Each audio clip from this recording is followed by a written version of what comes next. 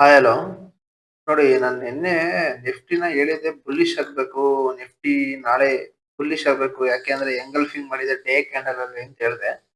So ನೀವು observe ಮಾಡಿ Nifty ಏನ್ ಮಾಡ್ತು ಇವತ್ತು ಬುಲ್ಲಿಶ್ ಆಗಿದ್ದು ಸ್ಟಾರ್ಟಿಂಗು. ಅದೆಲ್ಲ ನಾನು ವಿಡಿಯೋದಲ್ಲಿ ನೋಡಿದ್ದೀನಿ, ಶಾರ್ಟ್ ವಿಡಿಯೋದಲ್ಲಿ ಹಾಕಿದ್ದೀನಿ ನೋಡಿದಿರ. ಬುಲ್ಲಿಶ್ ಆಯ್ತು. ಆಲ್ ಟೈಮ್ ಐನ ಬ್ರೇಕ್ ಮಾಡಿ ಮೇಲ್ ಕ್ಯಾಂಡಲ್ ಕ್ಲೋಸ್ ಮಾಡಿದ್ರೆ ನಿಫ್ಟಿನ ನೆಕ್ಸ್ಟ್ ಬುಲ್ಲಿಶ್ ಟ್ರೆಂಡ್ ಅಲ್ಲೇ ನೋಡೋದು ತುಂಬಾ ಸಾಧ್ಯತೆಗಳು ಇತ್ತು. ಸೊ ಇವಾಗ ಏನಾಗುತ್ತೆ ನಿಫ್ಟಿ ಅಂದ್ರೆ ನಾಳೆ, ಯಾಕೆಂದ್ರೆ ನಿಫ್ಟಿಗೆ ಪ್ರೆಸರ್ ಇಲ್ಲ ಅಂತ ಆಯ್ತು. ಆಲ್ ಟೈಮ್ ಐಗೆ ಬ್ರೇಕ್ ಮಾಡ್ಬೇಕು ಸೆಕೆಂಡ್ ಟೈಮ್ ಹೋದಾಗ. ಯಾಕೆಂದ್ರೆ ಇಲ್ಲೊಂದ್ಸತಿ ಹೋಯ್ತು ಆಗ್ಲಿಲ್ಲ, ವಾಪಸ್ ಇಷ್ಟು ರಿಟ್ರೇಸ್ಮೆಂಟ್ ತಗೊಂಡು ಮತ್ತೆ ಹೋಯ್ತು ಮಾರ್ಕೆಟ್ ಆಲ್ ಟೈಮ್ ಐ ಹತ್ರ. ಸೊ ಮಾರ್ಕೆಟ್ ಏನಾದ್ರು ನಾಳೆ ಏನಾದ್ರು ಡೇ ಕ್ಯಾಂಡಲ್ ಕ್ಲೋಸ್ ಆಗೋದು, ಇದ್ರ ಕೆಳಗಡೆ ಏನಾದ್ರು ಒಂದು ಕ್ಯಾಂಡಲ್ ಏನಾದ್ರು ಕ್ಲೋಸ್ ಆಯ್ತು ಅಂದ್ರೆ ಯಾವ ತರ ಅಂದ್ರೆ ತೋರಿಸಿ ನೋಡಿ.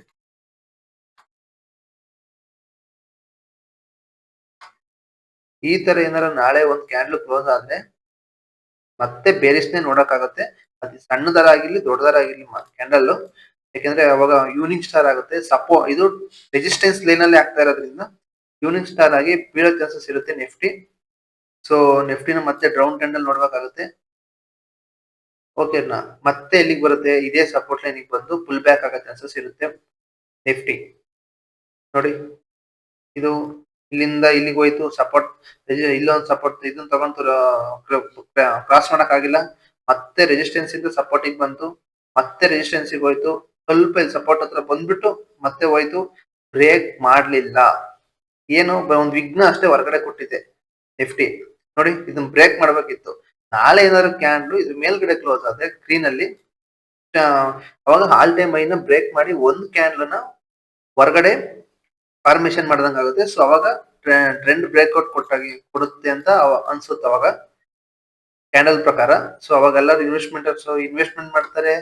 ನಿಫ್ಟಿ ಯೂಶಿಯಲಿ ಬುಲ್ಲಿಶ್ ಆಗುತ್ತೆ ಇದಾದ್ಮೇಲೆ ಈ ಟ್ರೆಂಡ್ ಲೈನ್ ಕ್ರಾಸ್ ಮಾಡಬೇಕು ಡೇ ಕ್ಯಾಂಡಲ್ ಅಲ್ಲಿ. ನಾಳೆ ನಿಫ್ಟಿ ಏನಾಗುತ್ತೆ ಅಂತ ಒಂದು ಪ್ರಿಡಕ್ಷನ್ ಮಾಡಿದೀನಿ, ನೋಡೋಣ. ಸೊ ಇವತ್ತು FILL ಫಾರಿನ್ ಇನ್ವೆಸ್ಟ್ಮೆಂಟರ್ಸ್ ಡೊಮೆಸ್ಟಿಕ್ ಅವರು ನಿಲ್, ಏನು ಬೈಯೂ ಮಾಡಿಲ್ಲ ಸೆಲ್ಲು ಮಾಡಿಲ್ಲ ಲಾಸ್ಟ್ ಟೈಮ್ ಅಲ್ಲಿ. ಅದಕ್ಕೆ ವ್ಯಾಲ್ಯೂಮ್ ಇಲ್ಲ. ನಾಳೆನ ಏನು ಅಂತ ಕನ್ಸಿಡರ್ ಮಾಡಕ್ ಆಗಲ್ಲ ಜಾಸ್ತಿ. ಓಕೆ, ನಾಳೆ ಏನಾದ್ರು ನಿಫ್ಟಿ ನೋಡಿ, ನಿಫ್ಟಿನ ಅಬ್ಸರ್ವ್ ಮಾಡಿ ಕರೆಕ್ಟ್ ಆಗಿ 4 ಅವರ್ಸ್ ತೋರಿಸ್ತೀನಿ. ಫಸ್ಟ್ 4 ಅವರ್ ಅಲ್ಲಿ ನೀವು ಏನಾದ್ರು ಒಂದು ಅಬ್ಸರ್ವ್ ಮಾಡಿದ್ರೆ ನೋಡಿ, ನಿಫ್ಟಿ ಸೇಮ್ ಇಲ್ಲಿಂದ ಹೋಯ್ತು ರೆಸಿಸ್ಟೆನ್ಸ್ ಗೆ, ಮತ್ತೆ ಸಪೋರ್ಟಿಗೆ ಬಂತು, ಮತ್ತೆ ರೆಸಿಸ್ಟೆನ್ಸ್ ಹೋಯ್ತು, ಸಪೋರ್ಟ್ ಹೋಯ್ತು. ಇಲ್ಲಿ ಬ್ರೇಕ್ ಮಾಡ್ಬೇಕಿತ್ತು ನಿಫ್ಟಿ. ಬ್ರೇಕ್ ಮಾಡಿದ್ರೆ ಬುಲಿಶ್ ಆಗ್ತಿತ್ತು. ಸೊ ಬುಲಿಶ್ ಆಗಿಲ್ಲ ಇವತ್ತು. ಸೊ ಇವತ್ತಿನ ಕ್ಯಾನ್ಲು ರೆಡ್ ಅಲ್ಲಿ ಕ್ಲೋಸ್ ಆಗಿದೆ. ಸೊ ರೆಡ್ ಅಲ್ಲಿ ಕ್ಲೋಸ್ ಆಗಿದೆ ಅಂತ ತಕ್ಷಣ ಬೇರಿಶ್ ಆಗುತ್ತೆ ಅಂತ ಹೇಳ್ತಾ ಇಲ್ಲ. ಇವತ್ತು ಹೇಳದ್ನಲ್ಲ, ಈ ಕ್ಯಾನ್ಲು ಏನಾದ್ರು ಕೆಳಗಡೆ ಕ್ಲೋಸ್ ಆದ್ರೆ ನಾಳೆ ಮತ್ತೆ ಇಲ್ಲಿಗೆ ಬಂದ್ಬಿಡುತ್ತೆ ನಿಫ್ಟಿ. ಇಲ್ಲಿಗಾರ ಬರ್ಬೋದು, ಇನ್ನೂ ಕೆಳಗಡೆನೂ ಬರೋ ಚಾನ್ಸಸ್ ಇರುತ್ತೆ. 25,400 ಅಲ್ಲಿಗೆಲ್ಲ ಬರೋ ಚಾನ್ಸಸ್ ಇರುತ್ತೆ. ಕೆಳಗಡೆ ಕ್ಲೋಸ್ ಆದ್ರೆ ಆಲ್ಮೋಸ್ಟ್ ಅಲ್ಲಿಗೆ ಬರಲ್ಲ, ಮತ್ತೆ ಇದೇ ಸಪೋರ್ಟ್ ಲೈನ್ ಇಂದ ಮತ್ತೆ ಬಂದು ಬ್ರೇಕ್ಔಟ್ ಕೊಡುತ್ತೆ. ಯಾವಾಗ ಅಂದ್ರೆ ಇಲ್ಲಿ ಇಷ್ಟಲ್ಲೇ ಆಟ ಆಡ್ಬೇಕಲ್ಲ, ಒಂದು ಬುಲ್ಲಿಶರ್ ಆಗ್ಬೇಕು ಇಲ್ಲ ಬೇರಿಶರ್ ಆಗ್ಬೇಕು. ಓಕೆ, ನಾಳೆ ನೋಡಿ 4 ಅವರ್ಸ್ ಅಲ್ಲಿ ನೋಡಿದ್ರೆ ನಿಮ್ಗೆ ಗೊತ್ತಾಯ್ತು. ಹೋಗಿದೆ ಸಪೋರ್ಟ್ ರೆಸಿಸ್ಟೆನ್ಸ್ ಹೋಯ್ತು, ವಾಪಸ್ ಬರ್ತಾ ಇದೆ. ಮತ್ತೆ 1 ಅವರ್ ಅಲ್ಲಿ ಚೆಕ್ ಮಾಡಿದ್ರೆ ಒಂದು ರಿಟ್ರೇಸ್ಮೆಂಟ್ ತಗೊಂಡೈತೆ ಇಲ್ಲಿ 5 ಮಿನಿಟ್. ನಾವ್ ಯಾವಾಗ್ಲೂ ನೋಡೋದು 4 ಮತ್ತೆ 5 ಮಿನಿಟ್ ಅಲ್ವಾ. ಸೊ ನೋಡೋಣ ನಿಫ್ಟಿಲಿ ನಾಳೆ ನಿಮ್ ಎಂಟ್ರಿ ನೋಡಿ. ಬೀಳ್ತಾ ಇರೋ ಮಾರ್ಕೆಟ್ ಅಲ್ಲಿ ಫ್ಲಾಗ್ ಅಂಡ್ ಪೋಲ್ ಆಗಿದೆ. ಸೊ ಮತ್ತೆ ಬೀಳ್ಬೇಕು ಮಾರ್ಕೆಟ್. ಸೊ ತೋರಿಸ್ತಾ ಇರೋದ್ ಪ್ರಕಾರ ಮಾರ್ಕೆಟ್ ಮತ್ತೆ ಬೀಳೋ ಇಂಡಿಕೇಶನ್ ಮಾಡ್ತಾ ಇದೆ. ಓಕೆನಾ. ಸೊ ನಾಳೆ ಏನಾದ್ರು ನೋಡಿ, ನಾಳೆ ಏನಾದ್ರು ಇಲ್ಲಿಂದ ಮೇಲೆ ಹೋದ್ರೆ ಮಾರ್ಕೆಟ್ ಇಲ್ಲಿಂದ ಮೇಲೂ ಹೋಗೋ ಅವಶ್ಯಕತೆ ಇರುತ್ತೆ. ಯಾಕಂದ್ರೆ ನೋಡಿ, ಇಲ್ಲಿಂದ ಹಿಂಗ್ ಬಂದು ಇದನ್ನೊಂದು ಕನ್ಸಿಡರ್ ಮಾಡ್ಕೊಂಡ್ರೆ ಇದೊಂದು ಕಪ್ಪನ್ ಹ್ಯಾಂಡಲ್ ಆಯ್ತಾ. ಇದ್ರ ಟಾರ್ಗೆಟ್ ಬಂದ್ಬಿಟ್ಟು 26,276 ಅಂದ್ರೆ ಇದು ಆಲ್ ಟೈಮ್ ಐ. ಇದನ್ನ ಬ್ರೇಕ್ಔಟ್ ಕೊಟ್ಟಂಗ ಆಗುತ್ತೆ. ಅವಾಗ ಇದನ್ನೆಲ್ಲ ಸೇರ್ಕೊಂಡು ಇಲ್ಲಿಂದ ಇಲ್ಲಿಗೆ ಹೋದಾಗ ಇದೊಂದು ಕಪ್ಪನ್ ಹ್ಯಾಂಡಲ್ ಆಯ್ತು, ಇಲ್ಲಿ ಬ್ರೇಕ್ಔಟ್ ಕೊಟ್ಟಂಗಾಗಿರುತ್ತೆ. ಎಂಟ್ರಿ ಇರ್ಬೋದು, ನಡೆಯುತ್ತೆ. ಇದನ್ನ ಬ್ರೇಕ್ಔಟ್ ಕೊಟ್ರೆ ಮಾರ್ಕೆಟ್ ಈ ಸತಿ ಆಲ್ ಟೈಮ್ ಐನ ಬ್ರೇಕ್ ಮಾಡಿದ್ರೆ ಖಂಡಿತವಾಗೂ ಹೋಗುತ್ತೆ ಮೇಲ್ಗಡೆ. ಏನಾದ್ರು ನಾಳೆ ನಿಫ್ಟಿ ಬೇರಿಶ್ ಟ್ರೆಂಡ್ ಅಲ್ಲಿ ಕಾಣ್ತು ಅಂದ್ರೆ, ಯಾಕಂದ್ರೆ ಫ್ಲಾಗ್ ಅಂಡ್ ಪೂಲ್ ಆಗಿರೋದ್ರೆ ಬೇರಿಶ್ ಆಗ್ಬೋದಲ್ವಾ. ಹಂಗಾಗಿ ಬೇರಿಶ್ ಟ್ರೆಂಡ್ ಅಲ್ಲಿ ಕಂಡ್ರೆ ನೀವು ಯಾವ ಸೈಡ್ ಕಾಣುತ್ತೋ ಆ ಸೈಡ್ ಹೋಗ್ಬೋದು ಆರಾಮಾಗಿ. ಯಾಕಂದ್ರೆ ಈ ತರ ಮಾರ್ಕೆಟ್ ಅಲ್ಲಿ ಏನ್ ಪ್ರಾಬ್ಲಮ್ ಆಗಲ್ಲ. ಮೊನ್ನೆ ಇತ್ತಲ್ಲ ಆ ತರ ಆಗ್ಬಾರ್ದು ಮಾರ್ಕೆಟ್. ಒಂದ್ ಸೈಡ್ ಮೂಮೆಂಟಮ್ ಇದ್ದಾಗ ತುಂಬಾನೇ ಪ್ರಾಬ್ಲಮ್ಸ್ ಇರುತ್ತೆ ಎಂಟ್ರಿ ಕೊಡಕ್ಕೆ. ಯಾಕೆಂದ್ರೆ ಆ ಕಡೆಗೆ ಹೋಗಿ ಎಸ್ ಎಲ್ ಇಟ್ ಮಾಡೋದು, ಈ ಕಡೆಗೆ ಹೋಗಿ ಇದ್ ಮಾಡೋದು ಎಲ್ಲಾ ತರ ಮಾಡುತ್ತೆ. ನೋಡಿ ನಾಳೆ ಏನಾದ್ರು ಫ್ಲಾಗ್ ಅಂಡ್ ಪೋಲ್ ಟಾರ್ಗೆಟ್ ಕಡೆಯಿಂದ ಮಾರ್ಕೆಟ್ ಬಂತು ಅಂದ್ರೆ ಅದಕ್ಕೆ ಬೇರೆ ಶೆಲ್ ಬಂದ್ರೆ ನಿಮ್ಗೇನ್ರಿ ಆರಾಮಾಗಿ ಈ ಬಿಗ್ಗಳನ್ನ ಬಿಟ್ಟಾಗಿ ಕೊಟ್ಕೊಂಬಿಡಿ. 70 ಪಾಯಿಂಟ್ ಕೊಡುತ್ತೆ ನಿಮಗೆ. ಸೊ ಇಲ್ಲಿ ನೋಡಿ, ಇಲ್ಲಿಂದ ಒಂದು ಕಪ್ಪಡ ಅಂತ ಕನ್ಸಿಡರ್ ಮಾಡಿದ್ರು, ಇದನ್ನ ಬ್ರೇಕ್ಔಟ್ ಕೊಟ್ಟಾಗ ಇಲ್ಲಿ ತನಕ ಬರುತ್ತೆ. ಇದನ್ನ ಬ್ರೇಕ್ಔಟ್ ಕೊಟ್ಕೊಂಡು ಅಂದ್ಕೊಂಡ್ರೆ ಇದೊಂದು ಕಪ್ಪಡ ಆಯ್ತು. ಇದ್ರ ಟಾರ್ಗೆಟ್ ಅದು ಇಲ್ಲೇ, ಫ್ಲಾಗ್ ಅಂಡ್ ಪೋಲ್ ಟಾರ್ಗೆಟ್ ಅದು ಇಲ್ಲೇ. ಸೊ ಆರಾಮಾಗಿ ಬೇರೆ ಇದೇ ಒಂದು ಸಪೋರ್ಟ್ ಲೈನ್ ಆಗಿ ವರ್ಕ್ ಆಗಿ ಇಲ್ಲಿಂದ ಮತ್ತೆ ಫುಲ್ ಬ್ಯಾಕ್ ಆಗ್ಬೋದು. ಇದನ್ನ ಏನಾದ್ರು ಬ್ರೇಕ್ಔಟ್ ಕೊಟ್ರೆ ಇದನ್ನ ಹೆಡ್ ಅಂಡ್ ಶೋಲ್ಡರ್ ಪ್ಯಾಟರ್ನ್ ಅಂತಾನು ಅನ್ಕೋಬಹುದು ನಿಫ್ಟಿಲಿ. ನೋಡಿ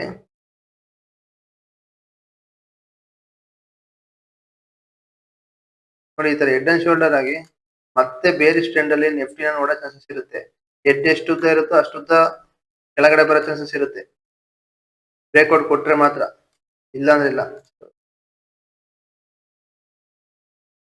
ಅವಾಗ ಎಷ್ಟು ಕಾಣುತ್ತೆ? 25,958 ಬಂದ್ರೆ ಬರ್ತ್ ಬಿಡಿ, ಮತ್ತೆ ಸಪೋರ್ಟಿಗೆ ಬಂದು ಹೋಗಿ. ಅವಾಗ ಫುಲ್ ಬ್ಯಾಕ್ ಆದ್ರೆ ಚೆನ್ನಾಗ್ ಆಗ್ತಾನಲ್ವಾ.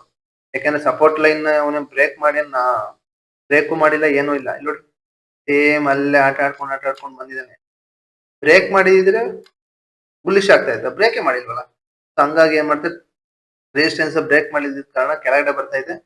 ಸೊ ಇದನ್ನ ಬ್ರೇಕ್ ಕೊಟ್ಕೊಂಡು ಕೆಳಗಡೆ ಬಂದ್ರೆ ಮಾರ್ಕೆಟ್ ಅಲ್ಲಿ ಬೇರಿಸ್ನ ನೋಡೋ ಚಾನ್ಸಸ್ ಇರುತ್ತೆ ನಾಳೆ. ನೋಡಿ, ಹೌದಲ್ವಾ? ಇಷ್ಟೇ. ಇದೇ ತರ ಚಾರ್ಟ್ ನ ರೀಡ್ ಮಾಡೋದನ್ನ ಕಲ್ತ್ರೆ ಆರಾಮಾಗಿ ನೀವು ಒಬ್ಬ ಟ್ರೇಡರ್ ಆಗ್ಬೋದು. ಟ್ರೇಡರ್ ಆಗಬೇಕು ಅಂತಂದ್ರೆ ಫಸ್ಟ್ ಒಂದ್ ನೆನ್ಪಿಟ್ಕೊಳ್ಳಿ, ದುಡ್ಡು ಮಾಡ್ಬೇಕು ಅಂತ ಸ್ಟಾಕ್ ಮಾರ್ಕೆಟ್ಗೆ ಬರಬೇಡಿ. ದೇವರಣಗೂ ದುಡ್ಡು ಮಾಡಕ್ ಆಗಲ್ಲ. ಕಲಿಬೇಕು ಅಂತ ಬನ್ನಿ, ಕಲ್ತ್ರೆ ದುಡ್ಡು ನಿಮ್ಮನ್ನೇ ಹುಡ್ಕೊಂಡ್ ಬರುತ್ತೆ. ತಲೆ ಕೆಡಿಸ್ಕೊಳಕ್ ಹೋಗ್ಬೇಡಿ. NSE ಆಪ್ಷನ್ ಚೈನ್ ಏನ್ ಹೇಳ್ತೈತೆ ನೋಡೋಣ. ಆಲ್ ಕಡೆ 73,000 ಜನ ಇದಾರೆ. ಚೇಂಜಿಂಗ್ OI ಬಂದ್ಬಿಟ್ಟು 38,000 ಜನ ಇದಾರೆ. ಫುಡ್ ಸೈಡ್ ಅಲ್ಲಿ 1,00,000 ಜನ ಇದಾರೆ. ಅಂದ್ರೆ ಮಾರ್ಕೆಟ್ ತೋರಿಸ್ತಿರೋದು ಪುಟ್ಟು ಕಾಲ ಎರಡು ತೋರಿಸ್ತಿರೋದ್ರಿಂದ ನಾಳೆ ಯಾವ ಸೈಡ್ ಬರುತ್ತೆ ಆ ಸೈಡ್ ಮೊಮೆಂಟಮ್ ಕೊಟ್ಕೊಂಡು ಹೋಗ್ಬೋದು ಆರಾಮಾಗಿ ಎಂಟ್ರಿ ಕೊಟ್ಕೊಂಡು. ಚೇಂಜಿಂಗ್ OI 69,000 ಪೀಪಲ್ಸ್ ಇದಾರೆ. ಸೊ ಇದೆಲ್ಲ ಏನಂತ ಕನ್ಸಿಡರ್ ಮಾಡೋ ಅವಶ್ಯಕತೆ ಇಲ್ಲ. ನೋಡ್ಕೊಂಡು ಟ್ರೇಡ್ ಮಾಡಿ. ನಾವು ಅದನ್ನೆಲ್ಲ ನೋಡಿ ಯಾವತ್ತು ಟ್ರೇಡ್ ಮಾಡಲ್ಲ. ನಾವು ನೋಡೋದು ಬರೀ ಪ್ರೈಸ್ ಆಕ್ಷನ್, ಬರೀ ರಿಸ್ಕ್ ಮ್ಯಾನೇಜ್ಮೆಂಟ್, ಒಂದು CPR ಲೆವೆಲ್ ಅಂತ ಒಂದು ಹಾಕೊಂಡಿರ್ತೀನಿ ಅಷ್ಟೇ ಯಾವಾಗಾದ್ರು. ಅದು ಬಿಟ್ರೆ ಇನ್ನೇನು ನೋಡಿ ಟ್ರೇಡ್ ಮಾಡಲ್ಲ. CPR ಲೆವೆಲ್ ಇಟ್ಕೊಂಡಿರ್ತೀವಿ, CPR ಲೆವೆಲ್ ನೋಡ್ಕೊಂಡು ಯಾವನು ಟ್ರೇಡ್ ಮಾಡಲ್ಲ, ಏನೂ ಇಲ್ಲ. ಅದು ಒಂದು ನಿಮಗೊಂದು ಸುಮ್ಮನೆ ಒಂದು ನೀವು ಎಂಟ್ರಿ ಕೊಡ್ಬೇಕಾದ್ರೆ ನೀವು ಕರೆಕ್ಟ್ ಆಗಿದೆಯಲ್ಲ ಅಂತ ನೋಡ್ಕೊಳಕ್ ಅಷ್ಟೇ. ಇದ್ರ ಬಗ್ಗೆನೂ ಒಂದಿನ ವಿಡಿಯೋ ಮಾಡ್ತೀನಿ ನಾನು, CPR ಲೆವೆಲ್ ಬಗ್ಗೆ. ಗೋಲ್ಡ್ ಏನಾಯ್ತು ಅಂತ ನೋಡೋಣ. ಡೇ ಕ್ಯಾಂಡಲ್ ಅಲ್ಲಿ ನೋಡಿ, ಗೋಲ್ಡ್ ನಾನು ನೆನ್ನೆನೂ ಹೇಳಿದೆ ಇಲ್ಲಿಂದ ಮೇಲ್ ಹೋಗ್ಬೇಕು ಅಂತ. ಸೊ ಇಲ್ಲಿಂದ ಹೋಗ್ತಾ ಇಲ್ಲ, ಕೆಳಗಡೆನೆ ಬರ್ತೈತೆ. ಇಲ್ಲೊಂದು ಕ್ಯಾಂಡಲ್ ಕ್ರಿಯೇಟ್ ಆದ್ರೆ ಇನ್ನು ಮತ್ತೆ ಬೇರಿಶ್ ಆಗುತ್ತೆ. ಬಿಟ್ಕಾಯಿನ್ ಕರೆಕ್ಷನ್ ತಗೊಂಡು ನೋಡಿ, ನಾನು ಹೇಳ್ದೆ ಇಲ್ಲಿಂದ ಕೆಳಗ್ ಬರ್ಬಾರ್ದು, ಬಿಟ್ಕಾಯಿನ್ ಬರಕ್ಕೂ ಬಿಡಲ್ಲ ಅಂತ ನಿನ್ನೆ ವಿಡಿಯೋದಲ್ಲಿ ಹೇಳಿದೀನಿ. ಇಲ್ಲಿಂದ ಬುಲಿಶ್ ಆಗ್ತಾ ಇದೆ. ಎಷ್ಟು ಆರಾಮಾಗಿ ನೀವು ನಾನು ವಿಡಿಯೋ ನೋಡ್ಕೊಂಡು ಇದ್ರಲ್ಲಿ ಇನ್ವೆಸ್ಟ್ಮೆಂಟ್ ಮಾಡಿದ್ರು 10,000 ರೂಪಾಯಿನ ನೀವು ತಗೋಬೋದಿತ್ತು. 10,000 ಅಂದ್ರೆ ಅದೇನು ನೀವು $90,000 ಏನಿದೆ ಅದನ್ನು ಎಷ್ಟು ಇನ್ವೆಸ್ಟ್ ಮಾಡ್ಬೇಕು ಅಂತಿಲ್ಲ. ನೀವು ಕ್ರಿಪ್ಟೋದಲ್ಲಿ ಎಷ್ಟು ರೂಪಾಯಿ ಇದ್ರೂ ಇನ್ವೆಸ್ಟ್ಮೆಂಟ್ ಮಾಡ್ಬೋದು. ನಾವು ಕ್ರಿಪ್ಟೋದಲ್ಲೇ ಜಾಸ್ತಿ ಟ್ರೇಡ್ ಮಾಡಿದ್ರೆ ಸಕ್ಸಸ್ಫುಲ್ ಆಗಿರೋದು. ಸೊಲಾನಾ ಇದೆ, ಇಥೇರಿಯಂ ಇದೆ, ಇವು 3 XRP ಇದೆ. ಈ 4 ಮೇಲೆ ಇನ್ವೆಸ್ಟ್ಮೆಂಟ್ ಮಾಡಿ ಸೂಪರ್ ಆಗಿರುತ್ತೆ. ಅದೇ ನಿಮಗೆ ದುಡ್ಡು ಮಾಡ್ಕೊಡೋದು. ಇಂಡಿಯನ್ ಮಾರ್ಕೆಟ್ ಅಲ್ಲಿ ದುಡ್ಡು ಮಾಡೋದು ಭಾರಿ ಕಷ್ಟ. ಯಾರೇ ಟ್ರೇಡರ್ ದುಡ್ಡು ಮಾಡಿದ್ರು ಕ್ರಿಪ್ಟೋದಲ್ಲೇ ಮಾಡಿರ್ತಾರೆ. ಓಕೆನಾ? ನೋಡಿ, ನಾಳೆ ಸೇಫ್ ಆಗಿ ಟ್ರೇಡ್ ಮಾಡಿ. ಏನಾರ ನಿಮ್ದು ನಾಳೆ ಎಂಟ್ರಿ ಇದ್ರೆ ಫುಡ್ ಸೈಡ್ ಅಲ್ಲಿ ಎಷ್ಟು 26,205 SL ನಿಮಗೆ ಬಿಟ್ಟಿದ್ದು. ಟಾರ್ಗೆಟ್ ಬಂದ್ಬಿಟ್ಟು 26,000, ಸ್ವಲ್ಪ ಕಮ್ಮಿ ಇಟ್ಕೊಳ್ಳಿ, 26,132.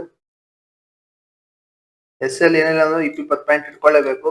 ಇಂಡೆಕ್ಸ್ ಚಾರ್ಟ್ ಅಲ್ಲಿ ಪ್ರೀಮಿಯಂ ಟ್ರೇಡರ್ಸ್ ಕಮ್ಮಿ ಆಗುತ್ತೆ. ಅವಾಗ ಎಂಟ್ರಿ ಕಾಲ್ ಸೈಡ್ ಏನಾದ್ರು ಇದ್ರೆ 26,253 ಆಲ್ ಟೈಮ್ ಹತ್ರ ಹೋದಾಗ ಸೇಫ್ ಆಗಿ ಟ್ರೇಡ್ ಮಾಡಿ. SL ನ ತಗೊಂಬಂದು ಕಾಸ್ಟ್ ತಂದಿಕ್ಕಿಂದಿದೆ 26,362 ಟಾರ್ಗೆಟ್. ಓಕೆನಾ? ಬೈ ಬೈ, ಸೇಫ್ ಆಗಿ ಟ್ರೇಡ್ ಮಾಡಿ. ಬಾಯ್.